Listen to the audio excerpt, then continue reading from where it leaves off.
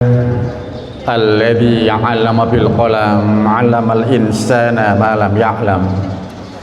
Asyhadu an la ilaha illallah wahdahu la syarikalah wa asyhadu anna Muhammadan 'abduhu wa rasuluhu la nabiyya ba'dah.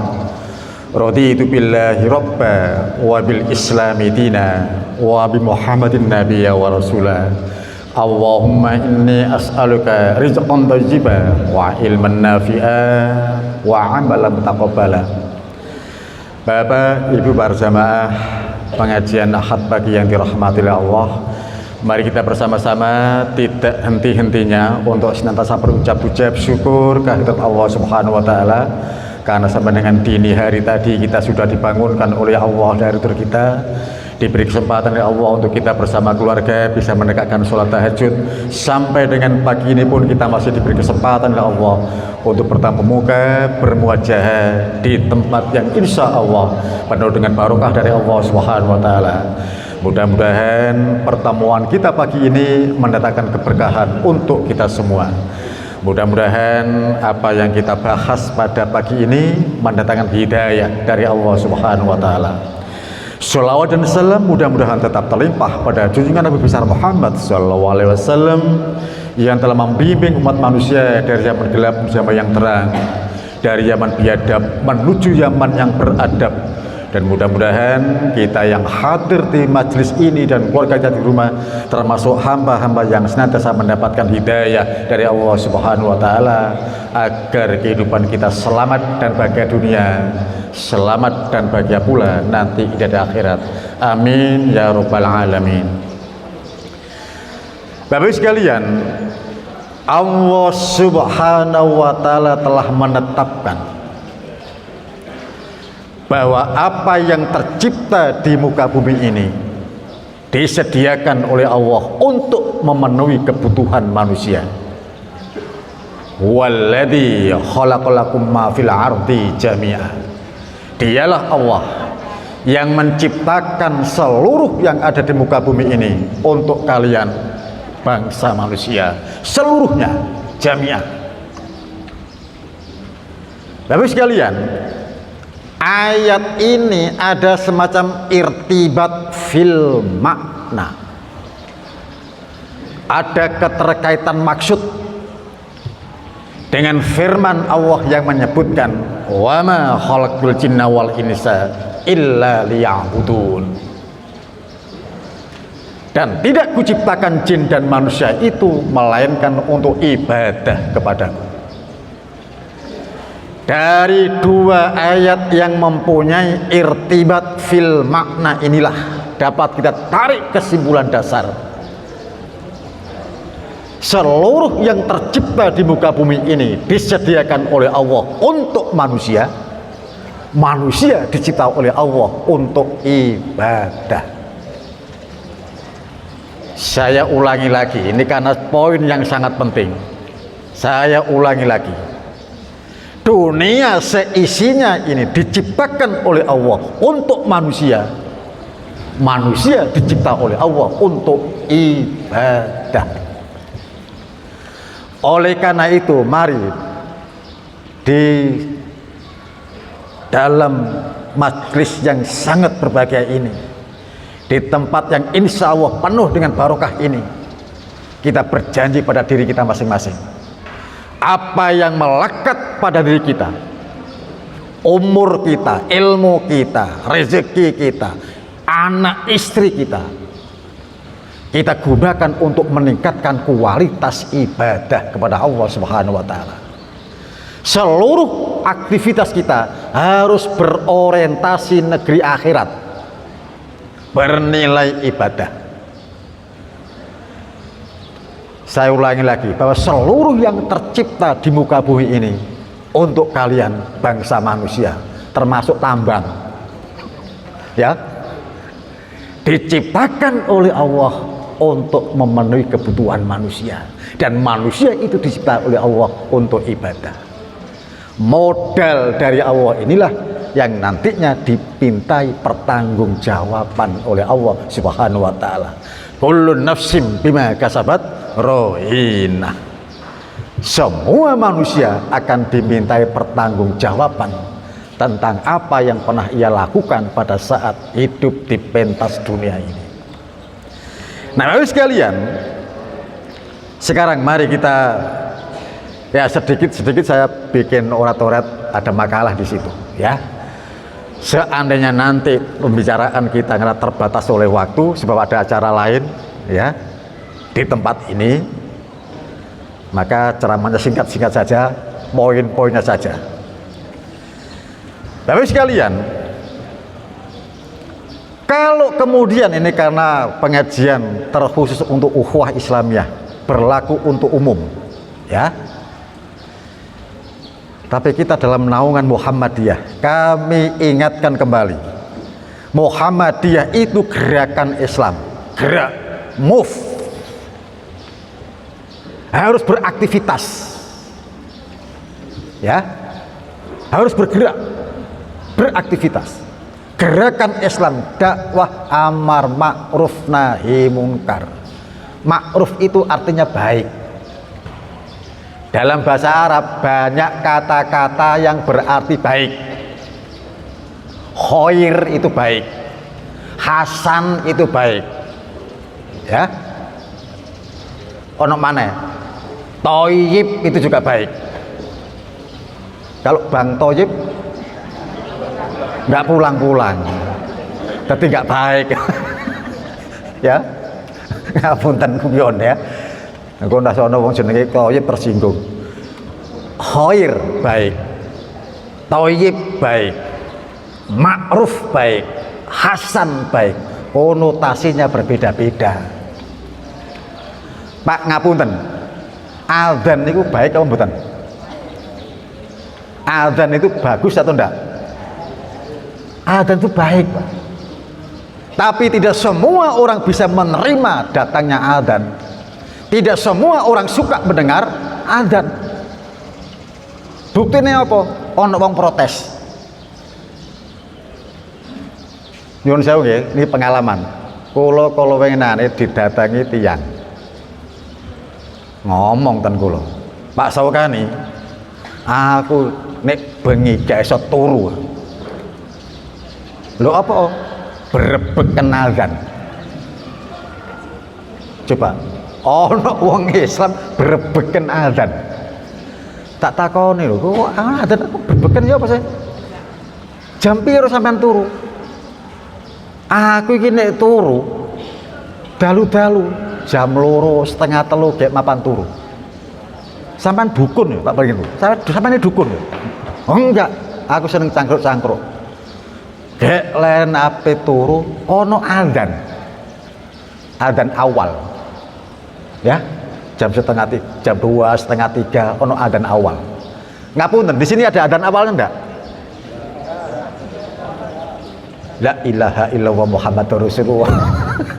Adzan awal itu Pak masruk, disyariatkan ya, memberitahukan pada kita sebagai umat Islam bahwa waktu tahajud telah tiba ya, maka perlu ada adzan awal. Karena tahajud itu munfarid, dilaksanakan sendiri-sendiri, maka adzan awal tidak pakai iqomat. Sebab iqomat itu pertanda sholat jamaah akan segera ditegakkan. Jadi perlu ono adzan awal ya.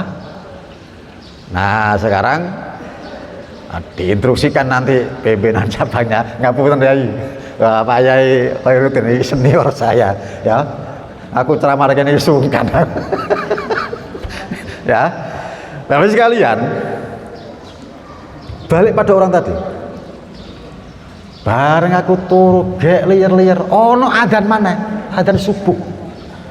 Jadi aku nih bengi gak turu. Pak, orang semacam ini Pak, ndak usah dipakai dalil, ora usah didalili. Gawe ae jawaban gerakan cangkem elek. Ya. Wis ora usah gawe dalil, mendal dikai dalil. Tak takoni, Pak. Sampeyan wis suwe manggon nang omah kono iku. Ya wis lumayan, ana nek 5 tahun. Dhisik endi 5 tahun sampeyan manggon kono karo masjid kono. Ya dhisik masjide. Salamu dhewe lapo tuku omah cedhek masjid nek sampeyan brebeken ana adzan. Ya. Adzan itu syiar dalam Islam, masruk disyariatkan, adzan awal, ada adzan fajar atau subuh yang kita kenal itu, ya, ada adzan zuhur, dan harus keras. Oh banter gak harus sing teko kon bisik-bisik. Adzan banter lho ora harus sing teko. Apa meneh adzane bisik-bisik. Pak, ternyata kebaikan itu tidak semua orang bisa menerima. Ya. Itu pakai hasan. Pakai toyib. Beda dengan ma'ruf. Kalau ma'ruf kebaikan itu bisa diterima oleh semua orang. Pakai kata ma'ruf. Ya. Sak bedugal-bedugale wong ora tau ngaji, ora tau sekolah. Kelakuannya rusak. Tapi begitu orang ini melihat ada anak berbakti pada orang tuanya, dia akan bisa menerima. Memang anak itu harus berbakti pada orang tuanya. Ma'ruf, Pak. Makanya ono istilah amar ma'ruf nahi mungkar. Oke, ono amar hasan, amar toyib, nggak ono, amar ma'ruf, ya. Muhammadiyah itu gerakan dakwah amar ma'ruf nahi mungkar. Dakwanya mesti diterima oleh semua orang, ya. Berakidah Islam bersumber kepada Al-Quran dan Sunnah, menegakkan dan menjunjung tinggi agama Islam hingga terwujud masyarakat Islam yang sebenar-benarnya. Saya berharap nantinya Karangpilang ini kan Karangpilang ya, Karangpilang ini menjadi kampung percontohan bagaimana masyarakat Muslim yang sebenar-benarnya. Tidak hanya sekedar slogan bahwa wujud dari amal Muhammadiyah menciptakan masyarakat Islam yang sebenar-benarnya. Memang perlu ada percontohan. Ini loh masyarakat Islam yang sebenar-benarnya. Ya. Pager omah itu ora usah dukur-dukur. Ya. Kalau jenengan mempunyai rezeki yang cukup bahkan berlebih, jangan tinggikan pagar rumah, tapi perpanjang meja makan. Ngerti maksudnya?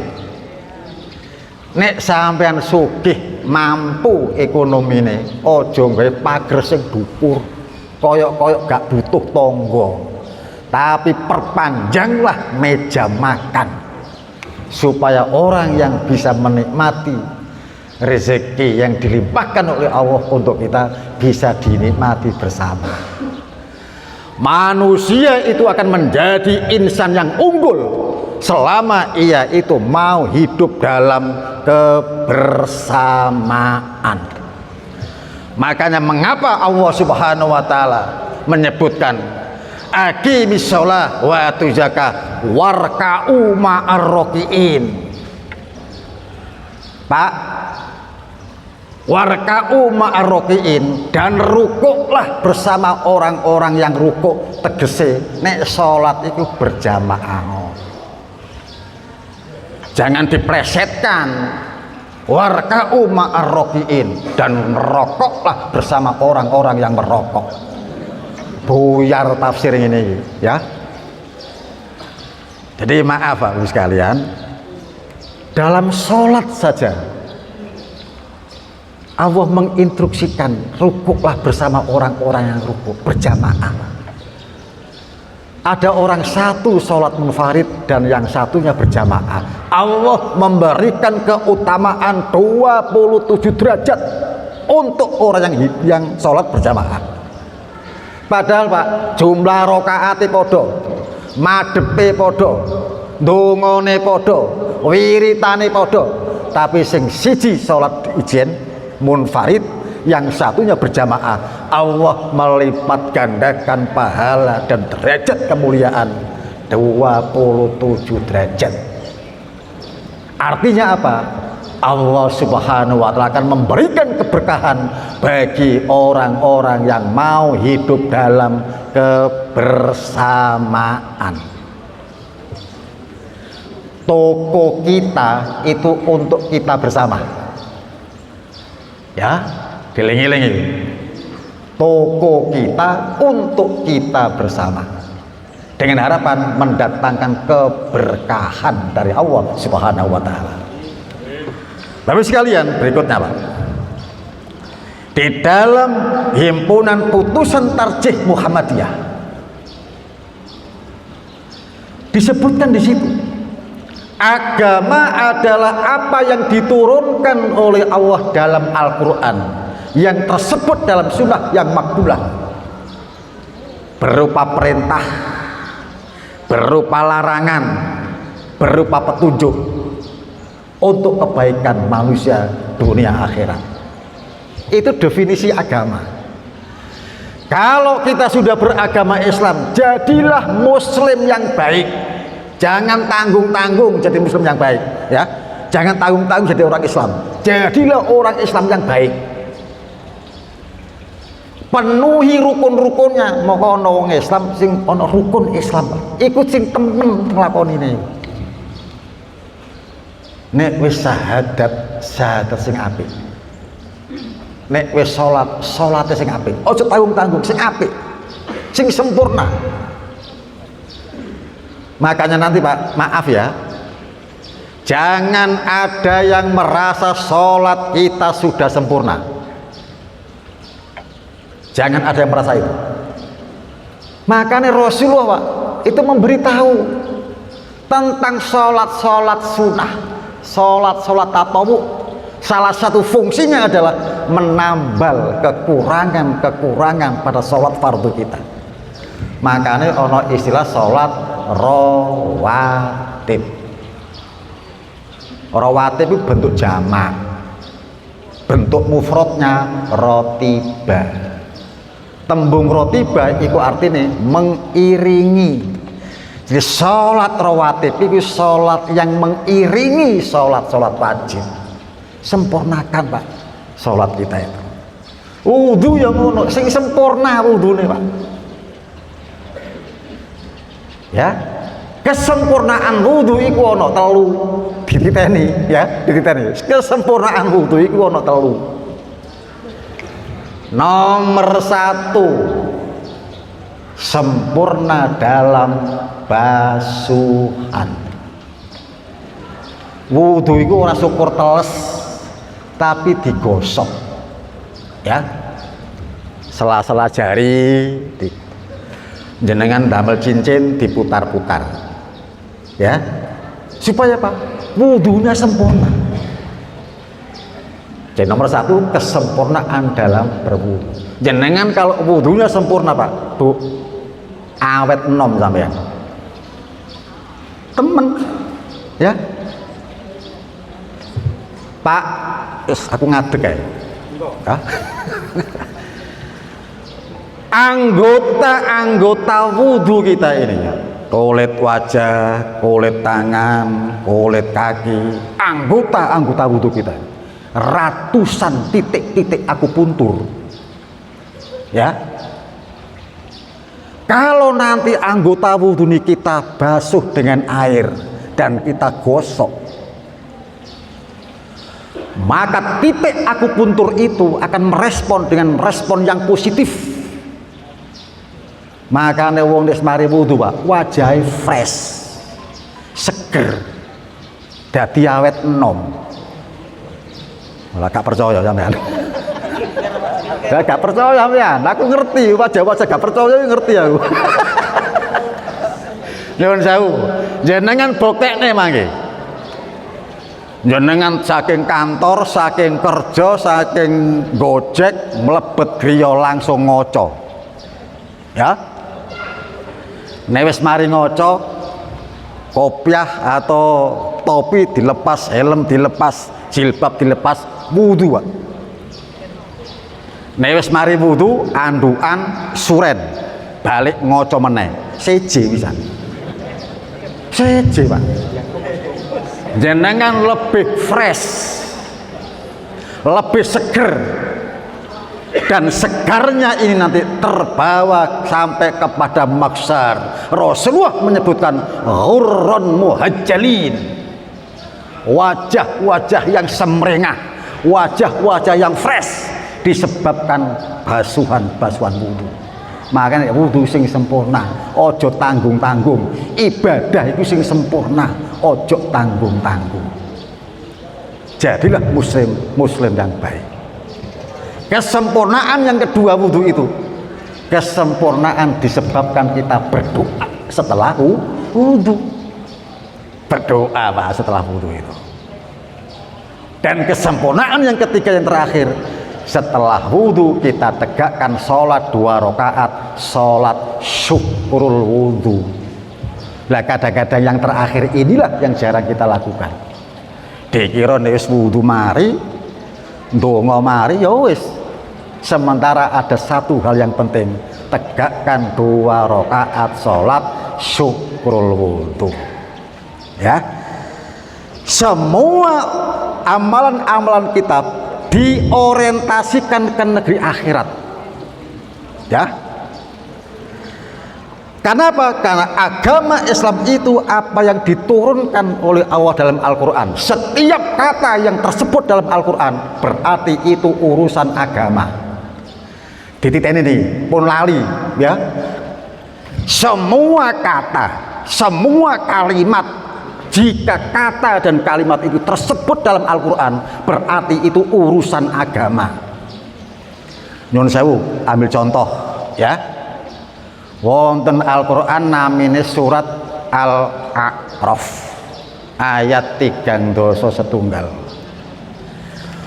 Kulu washrabu wala tusrifu, makan dan minumlah, jangan berlebihan. Karena ini firman Allah, berarti makan dan minum itu urusan agama, bukan urusan isi perut. Makanya jenenge makan dan makanan itu, karena ini urusan agama, diatur dalam Islam. Mana makanan halal, mana makanan haram, mana minuman halal, mana minuman haram. Sebab ini urusan agama. Pun saniki kula tanglep ben interaktif, jawab ae, salah ya ora apa-apa. Nek ana wong takon, Bu, lapo sampean kok mangan? Jawabe apa? Luwe. Nah. Kalau jawaban kita saya makan sebab saya lapar, berarti makan itu urusan perut, bukan urusan agama. Ya, dititeni.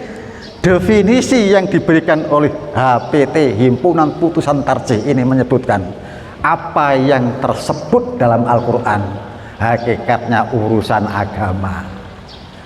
Maka kalau jenengan ditanya orang, Bu, lapo Bu sampean kok nedot, jenengan nopo kok dahar, jawab wae, saya makan agar badan saya kuat untuk beribadah. Jelas ini artinya apa? Tujuannya jelas. Saya makan supaya badan saya kuat untuk beribadah. Ora syukur wareg ya, tapi untuk modal beribadah. Makanya tadi dari awal saya buka kajian ini dengan dua ayat yang mempunyai irtibat fil makna tadi ya. Jadi huwallazi khalaqalakum ma fil ardi jami'a, dengan ayat yang menyebutkan wama khalaqtul jinna wal insa illa liya'budun. Dan Allah menciptakan seluruh yang ada di muka bumi untuk kalian bangsa manusia. Manusia kami ciptakan untuk beribadah. Nah, lanjut Pak. Agar kehidupan manusia tidak salah jalur, maka Allah memberikan petunjuk Al-Quran dan contoh hidup yaitu Rasulullah SAW. Oh, ngenten iki pun salah memahami, ya. Kula tangglet jenengan maos Quran pados napa? Sampeyan maca Quran dolek apa? Pahala. Itu bener, tapi tidak sesuai dengan tujuan Al-Quran diturunkan. Sekarang paradigma kita berpikir harus dirubah. Kita membaca Al-Quran karena mencari hidayah. Ya, mencari hidayah. Oh, nasi jenenge hidayah nih. Mana? Tak dolek hidayah aku. Ya, jadi kita membaca Al-Quran seharusnya mencari petunjuk hidup. Syahrul Ramadan alladzi unzila fihil Quran hudal linnas. Ini sangat jelas, Pak. Diturunkannya Al-Quran itu sebagai petunjuk hidup. Jangan sekedar mencari pahala. Pahala itu mengikuti aktivitas, itu pahala. Bolak-balik kula ndamel tamsil, membuat perumpamaan. Nyun sewu nggih. Ngisore bayang jenenge longan. Berarti sampeyan wong desa sampeyan iki. Ketara ya. Dipancing-pancing ruwae. Aja arep-arep duwe longan. Gawe yo dipan, gawe yo bayang, gawe yo amben. Longan itu mengikuti. Jangan berharap pahala, tapi beraktivitaslah dengan niat ibadah. Pahala itu mengikuti. Bacalah Al-Quran dengan niat takarrub, mendekatkan diri pada Allah dan mencari hidayah. Pahala itu mengikuti. Saiki nyuwun sewu nggih, iki rada kasar omongane iki ya. Wis kula ngeten iki ceplas-ceplos mawon. Wong goblok maca Quran, mari maca Quran tetep goblok. Sebab ndak mencari hidayah. Sing didoloki mung pahala. Bener maca Quran berpahala itu bener. Ya, mboten salah. Tapi itu tidak kemudian memenuhi tujuan Al-Quran diturunkan. Al-Quran diturunkan karena untuk hidayah manusia. Oke? Lanjutkan, Pak. Lah Rasulullah Shallallahu Alaihi Wasallam itu membuat contoh, memberi contoh bagaimana mengamalkan Quran itu. Muncullah sunnah Rasulullah Shallallahu Alaihi Wasallam. Walaupun mungkin nanti ada sunnah Rasul yang tidak boleh kita tiru. Diritani nggih, wonten sunnah Rasul yang tidak boleh kita contoh.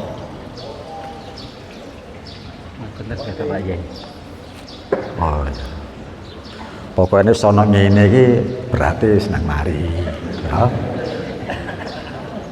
Nggih. Memang kan Pak, kadang-kadang mubalek itu kadang ngomong lali.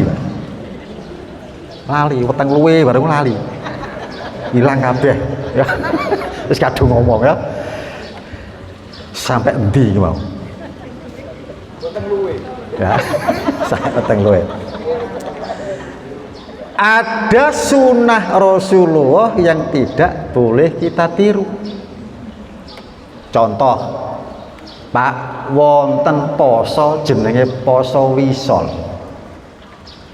Ngertos napa poso wisol? Puasa yang nyambung. Jadi nek sahure jam 3 bengi, bukae ya jam 3 bengi. 24 jam nyambung. Poso wisol. Nabi mengharamkan umatnya untuk berpuasa wisol. Tapi Nabi melakukan. Ya kan? Berarti itu sunnah Nabi yang tidak boleh kita contoh. Nabi bojone pira? Nah, setengah riwayat ada mengatakan 12. Meninggal 3, tinggal 9, bojone 9. Iku aja dicontoh. Saman siji babak belur tapi nyontoh sing gagak ya. Kalau toh dalam Islam itu ada poligami, itu solusi jika ada masalah. Sampai sudah rumah tangga sekian puluh tahun tidak punya anak, ini alasan syar'i untuk bisa poligami. Sebab hakikatnya wong nikah itu kepingin duwe anak, poligami. Nah, nek sampean wis duwe anak ya wis bojone ayu, pinter masak, aja ndolek masalah. Ya. Nah, wis kalian, Nabi sejak punya istri Khadijah itu monogami, Pak. Monogami. Setelah Khadijah wafat, baru nanti Nabi berpoligami. Pak, ini di waktu ya. Lanjutkan, Pak. Ada istilah Islam berkemajuan. Islam itu, Pak, ajaran Islam itu utamanya Al-Quran dan Sunnah Rasulullah SAW itu senantiasa berinteraksi dengan sekian banyak orang, sekian banyak umat di setiap zaman. Al-Quran berinteraksi dengan orang zaman Rasul, juga berinteraksi dengan orang zaman sekarang. Berinteraksi terus. Walaupun mungkin pada saat Al-Quran ini turun, banyak sahabat yang tidak ngerti, belum mengerti. Karena apa? Karena mungkin bisa jadi ilmunya belum sampai ke sana. Contoh gini, Pak Nun Sewu, sebelum saya teruskan, pulau Tangterian, adanya kalender Hijriah itu disebabkan adanya perputaran bulan terhadap bumi. Bulan berputar mengelilingi bumi, bumi berputar mengelilingi matahari. Muncul kalender Miladiyah, sama-sama 12 bulan. Kalau rembulan mengelilingi bumi, bumi mengelilingi matahari, pertanyaannya, matahari itu berjalan atau diam? No kan, diam. Ketoro gak tahu mau Quran surat Yasin, orang tahu Yasinan sampean ya. Pak, Al-Quran turun zaman Rasul menyebutkan matahari itu berjalan. Wasyamsu tajri li mustaqarrin laha, dzalika taqdirul azizil alim. Dan matahari itu berjalan menurut garis edarnya, li mustaqarrin laha, menurut realnya. Dzalika taqdirul azizil alim. Yang demikian itu ketetapan dari Allah, Zat yang maha perkasa lagi maha mengetahui. Jadi bumi itu berputar, matahari pun berjalan, rembulan berputar. Sampai sekarang, Pak, belum banyak orang tahu, bahwa NASA sekalipun tidak paham kemana berjalannya matahari ini. Wallahu a'lam bishawab. Ya, jadi ini mesti dipahami bahwa Islam berkemajuan itu artinya Islam menjunjung tinggi transformasi keilmuan. Giling-giling, Islam itu menjunjung tinggi, mendorong umatnya untuk senantiasa melaksanakan transformasi keilmuan. Jadi ilmu tidak dipasung dalam Islam, justru disuruh berkembang. Lah Muhammadiyah menggunakan jargon Islam berkemajuan itu artinya senantiasa berpikir ke depan, bagaimana supaya masyarakat itu maju. Ya, ojo di bahasa Jawa, Islam kemajon. Kemajon itu istilah elek, Pak. Kemajon itu iso jelungup. Ya, woi kemajon iki ya jelungup tadi. Berkemajuan, senantiasa movement, bergerak untuk kemajuan dan kemaslahatan. Pak, ini karena waktunya, Pak, ya saya mohon maaf yang sebesar-besarnya. Walaupun toh mungkin tidak sampai selesai, setidaknya ada makalah. Saya sudah menduga bahwa ceramahnya cuma sebentar. karena ada acara ganda di sini kan. Saya hanya berharap kepada Allah, mudah-mudahan Muhammadiyah Karangpilang ini menjadi Muhammadiyah percontohan di Surabaya, cabang percontohan di Surabaya. Yang ada sekarang ini ada toko kita, bikin ono tokomu merungsungi, jadi toko kita, ya, ngerti merungsungi, ya, jadi toko kita, milik kita bersama, ya. Kita mesti memajukan usaha-usaha ini dengan niatan mudah-mudahan Allah memberkahi usaha kita. Amin ya rabbal alamin. Saya kira cukup yang dapat saya sampaikan. Mudah-mudahan apa yang sedikit saya sampaikan ini walaupun tidak selesai, ya, mudah-mudahan Allah Subhanahu wa taala menjadikan ucapan-ucapan saya dapat mendatangkan hidayah dari Allah Subhanahu wa taala. Dan mudah-mudahan apa yang saya ucapkan ini salah, mudah-mudahan kesalahan itu diampuni oleh Allah Subhanahu wa taala. Rabbi fir warham wa anta khairur rahimin. Wassalamualaikum warahmatullahi wabarakatuh.